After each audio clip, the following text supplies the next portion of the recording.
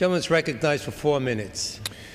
Thank you, Mr. Speaker. I would commend this resolution to the House. This really is a great American story of truly a great American hero. John Bug Hawk is a son of Rolling Bay, Washington. He grew up playing around with his sister around the post office we're about to name in his honor in a little community of Rolling Bay, Washington. And he's a fellow who answered the nation's call in the late 1940s and was a hero in the 1940s, but was a hero for several decades to the students he educated. And I just want to commend him for both of those acts of heroism. My colleagues have talked about why he won the Congressional Medal of the Honor. And I have to tell you, if you actually read this, you would be mightily impressed by a fella who on one day at the Battle of the Falaise Gap, essentially with his machine gun squad, destroyed 2 enemy tanks while he was already severely wounded, and after he was severely wounded, after something leading to the surrender of hundreds of German prisoners, still refused medical treatment. He was a hero several times in one day, and he was then injured 3 more times during World War II, and we still honor him for that. But I want to just highlight something that he earned not in one day, but he earned the honor and affection of hundreds, if not thousands, of people in our community. After he got back from World War II, he came home, got a degree in biology.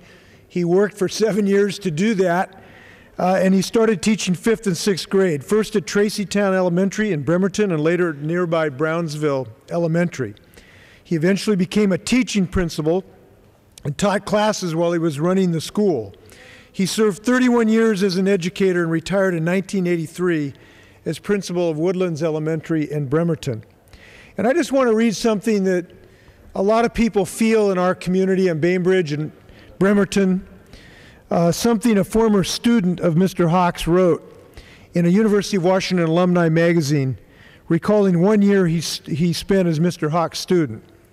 This former student wrote, quote, "Ascribe it to my then youthful impressionableness, if you will, but John Hawk was then and remains still a personal hero of mine for the humanity and strength of character he taught his students, along with the more mundane subjects of math, science, and history. I count myself fortunate to have spent that year as a student, as his student, and I relish the opportunity of all these years later to say what I at age 11 didn't know to say.